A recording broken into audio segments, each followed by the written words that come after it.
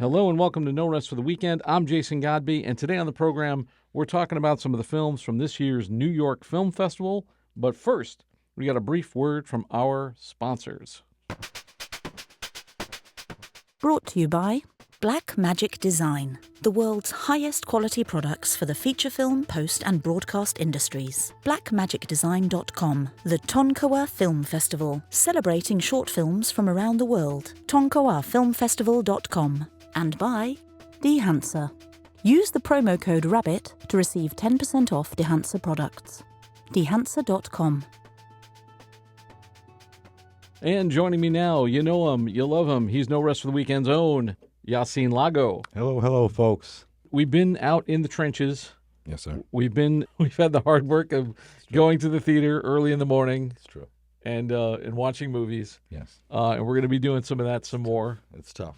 It's a tough racket. It's tough living. But we got some movies to talk about, and this is going to be stuff that I think we're going to be hearing about in later days. As we spoke of in our fall preview episode, a lot of these films are going to be the films that you'll hear around awards time. So let's get to it. What is your first movie? The first movie I caught was Park Chan-wook's No Other Choice. I want to say a satirical thriller, I guess it is, dark comedy, very much a parable about modern times that really, ironically, will come across to people will see a Korean filmmaker and think, oh, I don't know if I'm going to be able to relate to this. No, you will relate to this horribly and morbidly. But mind you, it is a wonderful movie. It is really great. He is the director behind Old Boy. Yes. And The Handmaiden. And The Handmaiden, one of my favorite movies. So just give us like a little plot synopsis. Tell us what happens in the movie. Well, it centers on a family man and his family. He's got the wife, he's got the two kids, the two dogs, the barbecue grill in the front yard, his dream house. And he's basically living the dream. And then one day, where he works at the paper mill is suddenly upended. Of years of working there, the Americans have come in, and then suddenly, one by one, all the people that he worked with are let go. And eventually he is. And when he tries to scramble back for work, he realizes that he's in a very suddenly a complex situation of not only of proving that he's worthy of getting a job, but then of proving that he's even worthy of being considered a man in some cases. The whole idea of getting old and looking for work after a certain age comes across, whether in this culture or in many others, as it seems. It is a movie. It's a movie about job security and what will drive some people sometimes in a desperate situation to do things that are beyond what seems like their control and their impulses in some cases. Because of the fact that he's not sure whether or not he can qualify for the job, he then goes on a sort of quiet campaign of putting ads out for his position in the neighborhood, in his local neighborhood, and gets the 5 applications of the men that would show up for the job. He then decides which one has the best shot at his job, which are 3 men in particular, and decides that those 3 men have to be eliminated in order to ensure that he gets work. Initially, it sounds crazy, but when you watch the movie and you see the build-up to it, you realize that his job prospects are slim to none, which is ridiculous because he had a career, 20, 30 plus years career in the paper industry, which is a whole other comment on modern times and what's going on right now, and the disposability not only of trees but of people. And he even makes a little correlation at the very end between basically we're doing the same thing to people that we do to trees, and we're just sort of just shredding them for the bark. And it gave me a lot of vibes of Parasite, and not because the Korean filmmaker, but because Well, without I don't want to spoil anything, but it gave me a lot of Parasite and the Player, Robert Altman's great film from the '90s. It should be watched. I think we're going to probably see some of this stuff more and more where we have these go to the ridiculousness to show, basically to indict capitalism. Right. When capitalism goes to the extreme, people are willing to kill and do whatever they need to do because they're desperate. This does sound like it does sound like a pretty ridiculous, pretty like extreme premise for a Yes. film. Absolutely. So the fact that he's making that work is kind of pulling a rabbit out of a hat, so to speak. Yeah. It is, but then when you see it play out, it isn't as, unfortunately, it is not as ridiculous as it seems. I think that's the scariest part of it. Which is I believe the dark comedy part, which the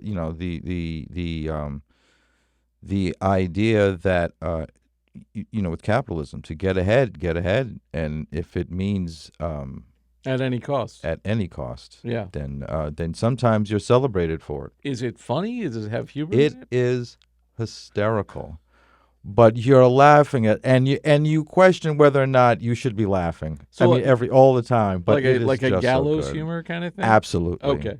When I say he goes about eliminating people, it sounds like he's just somebody just kind of, John Wick bumping them off. And it couldn't be any further from the truth. The last thing the man is a killer. So he's doing this, but he's not really good at it yet. He is awful at it. He's not even good at the surveillance part of it, which is, trying to figure out when to come in and do the deed. What he winds up doing is getting involved a little bit in each one's life, and he gets to know them just a little bit. And that gives it another kind of complexity to the whole mission. I mean, there's other things I guess he could do to eliminate them. He could, he could blackmail them, make some sort of a scandal, Right. Eliminate them by, I don't know. There's probably 100 other ways he could do it except murdering them. Right. I think the murdering part kind of goes along with the underlying sort of message of treating humans as disposable products, as much as like I said, as much as we treat the trees, the way that we treat the trees, and the disposability of the trees is the way that we're treating the worker, from top to bottom, as it seems. Wow. Yeah, it's an interesting movie. It sounds like a lot. I mean, I'll definitely. It's something that I liked Old Boy a lot. Yeah. Don't take it as a lesson. It's not a lesson movie. It's not a message movie. But you if you come out of it without getting that, then you ignored it on purpose. Yeah, but there's definitely a message to it. Absolutely. All right, we're going to move on to the next film. I saw a few films. You saw a few films. We're still in the process of seeing films, so we'll probably do another one of these episodes and talk about more movies.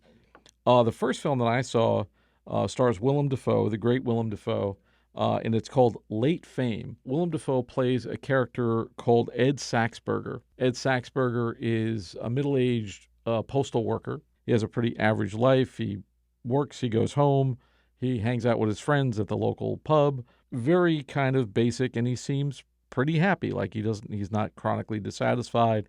He doesn't seem to be longing for anything. And then a young man approaches him outside his house one day and says, "I can't believe we live in the same neighborhood.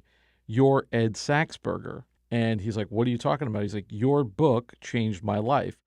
And it turns out that Saxberger, back in 1979, had written a book of poetry. And he hung out with all these poets. He moved to New York when he was a young man, lives in Soho. He's got one of the last apartments that somebody could afford in Soho. He still lives there now.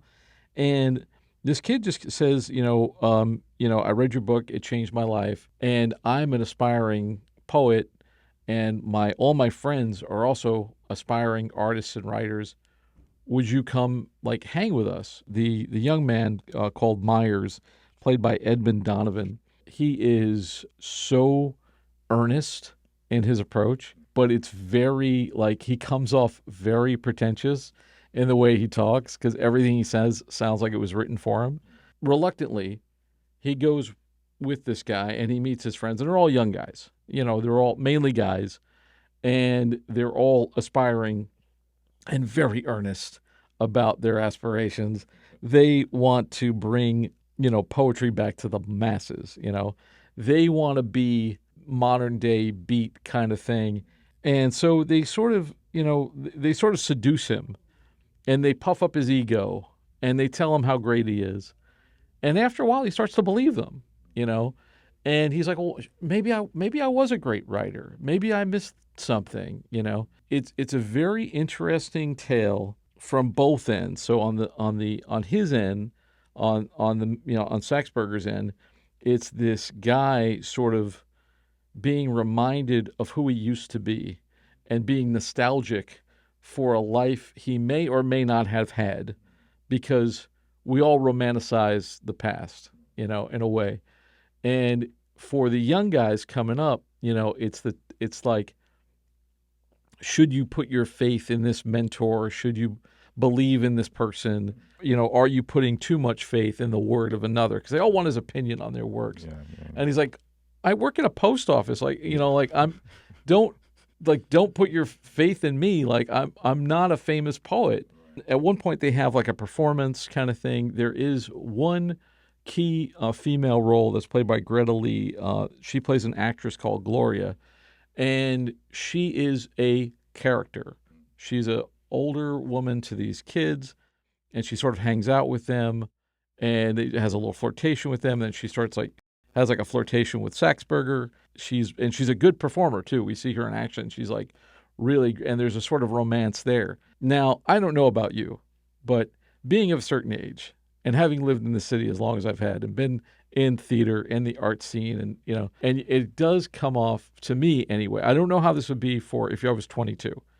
I don't know if a 22-year-old would get this movie, but for someone who is not 22, you get this very bittersweet kind of.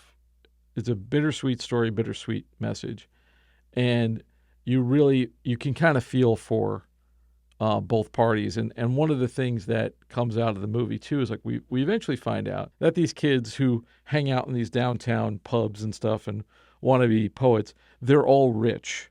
Mm-hmm. They all went to Ivy League schools. Yeah. And they all are the new starving artist. Yeah, the new starving artist lives in a penthouse in Soho. Right.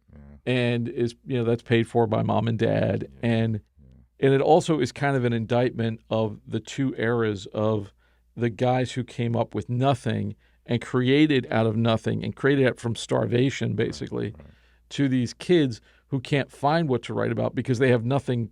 They're not starving. They're not. Yeah. They have no conflicts. They can just lay around and think and write all day. Yeah. But of course, that makes them complacent because nothing's happened to them yet. Right. Yeah. So it really is interesting. It's a very bittersweet kind of thing. Sounds like it's a movie that you can come into early in life and then come back to later in life and get the perspectives. I would love to see what like a college student, like one of our interns, would think about this, and then you and I looking at it from looking back and going, oh yeah, I like because you'll get it. Right. Yeah, that's like and I think a lot of people, especially people who have come to New York, and been through that. Started in New York in your 20s and kind of worked your way up. I feel like that this movie's for you, kind of thing. Yeah. But I also would love to see what, I would love to see what newer, younger people would think of it as well. But it's really good, and I hope it gets distribution. I hope it gets picked up. Yeah, I think it will get picked up, if it hasn't already. But yeah, it was delightful. It left me feeling kind of warm and fuzzy, and a little bittersweet at the end of the night. So let's get into our next movie, and that is A House of Dynamite. It's the new Kathryn Bigelow film. We spoke about this in our fall preview episode. Yes. Very provocative title. Very provocative title. Very provocative film. Tension building like you couldn't imagine. The premise, unfortunately, is horrifically quite simple. One day, a very casual day at the White House, And it's taken first from the point of view of the Situation Room, which is run somewhat mostly by Rebecca Ferguson, who's been knocking it out the park lately. She's solid in this. It bounces from several points of view. One of them is from the Situation Room. One of them is from the point of view of the North Pole, where where they sit with the missiles. They're like a couple of like kids that are out in the middle of nowhere. These and are they're just sitting with the missiles. These are the U.S. And these are the U.S. Okay. This is all from the U.S. point of view. I should mention that. And this is not just to give it some context. This is not current president, or this is all fiction. This is all fiction. This is not naming anyone in particular. Though the president is Idris Elba, if that should mean anything, I'm not really sure. I don't know when he got voted in, but I'm glad. I'm ready to vote for him right now. So, what you call it? America's British president. You know what? At this point, I'm not quibbling. So it starts off in the Situation Room, and basically a missile has gone off from somewhere. They're not even sure where, but they know that it's heading into the airspace of America. And the rockets where the young kids are just sort of sitting on the munitions in the middle of nowhere, they're the ones that are, in the end, after a certain amount of hierarchy gives it the okay. These are the guys in the silos who are going to turn the keys and shoot the missiles out of the sky. As we know from the movie War Games. Yes. Our American history, the movie War Games. This movie has been done several times before. When it ended, I kind of felt like it was a remake of Failsafe quite a bit. So in this case, the missiles go off. They try to, as they say, shoot a bullet with a bullet. And they... without spoiling too much, unfortunately, because there is a certain amount of this that has to be told in order for the story to, in order for the story to be told. The story is basically what happens when now you realize that your defense system failed, and it's on its way to Chicago, and basically what happens on all levels. So it starts from the Situation Room. It then goes to the Secretary of Defense. It goes to the Pentagon.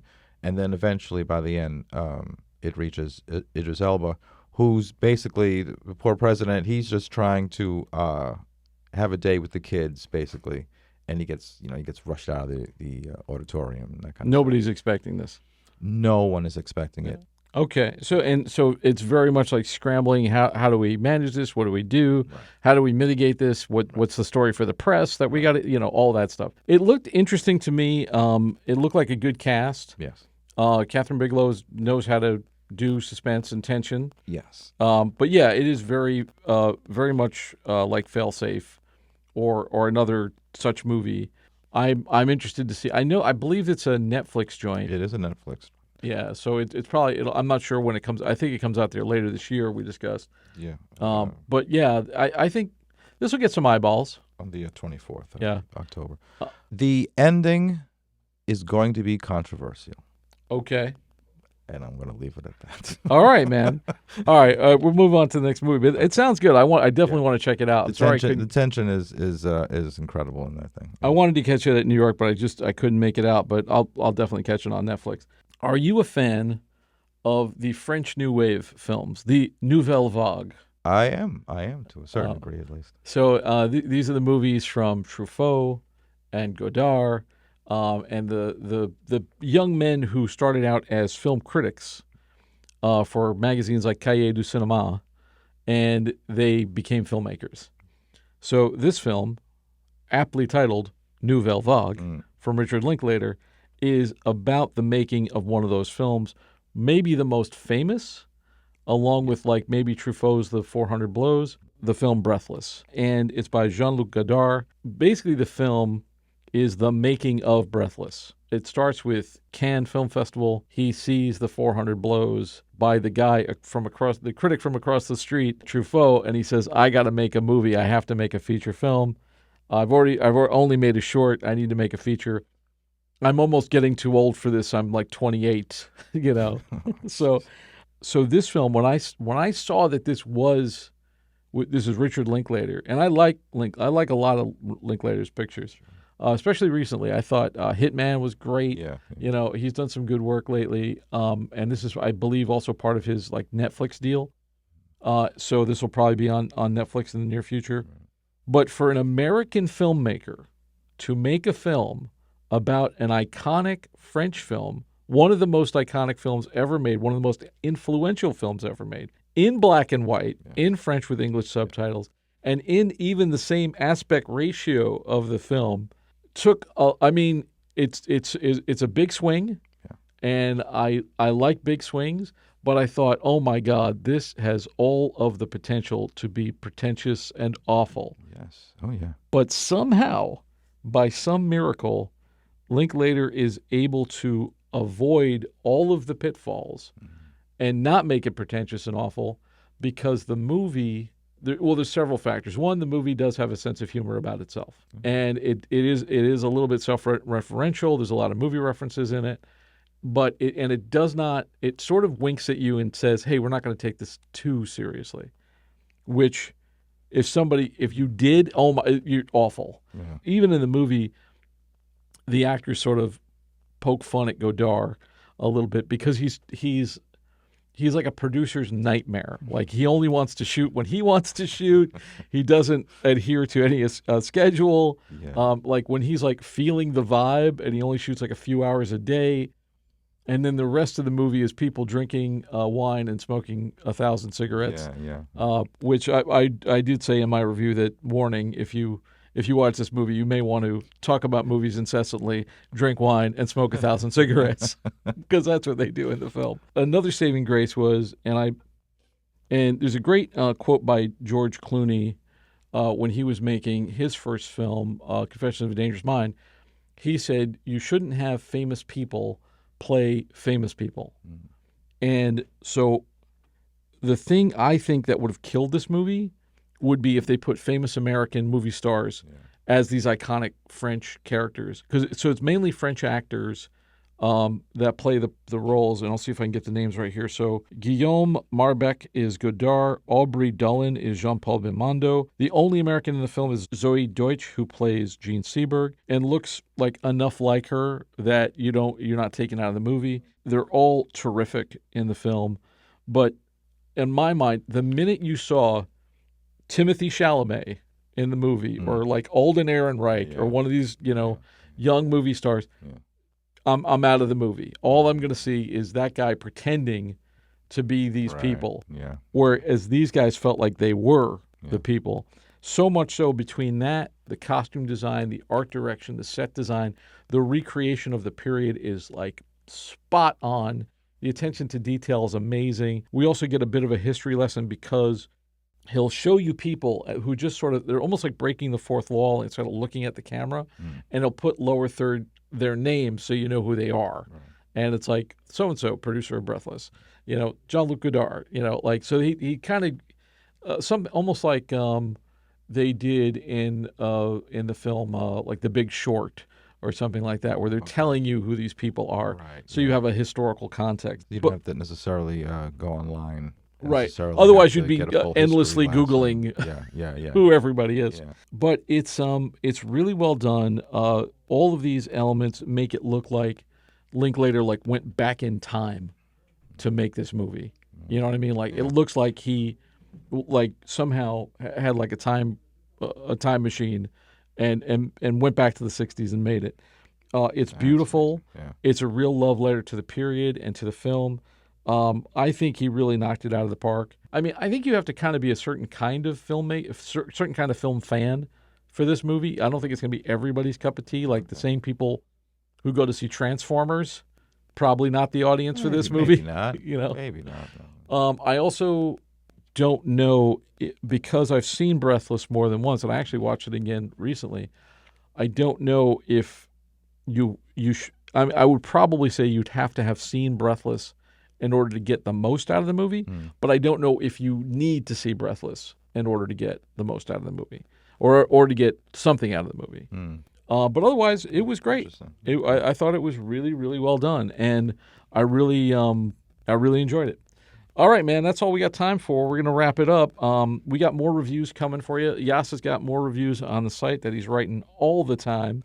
You've been kicking out the jams lately on that, and I appreciate it. But that's all we got for you today. Thanks so much for taking this trip once again down the rabbit hole. For more content, visit the website norestfortheweekendpodcast.com. Don't forget to subscribe on your favorite podcast platform or on YouTube, youtube.com/getbehindtherabbit. And you can find even more content on our Patreon, btrpmedia.com. I'd like to thank my man Yasin Lago for coming out and seeing these movies with me, and our sponsors, BlackMagic Design, the Tonkawa Film Festival, and the good folks at D-Hanser. For the BTRP Media Network, I'm Jason Godbey. Thanks for joining us. We'll see you next time. This is the BTRP Media Network.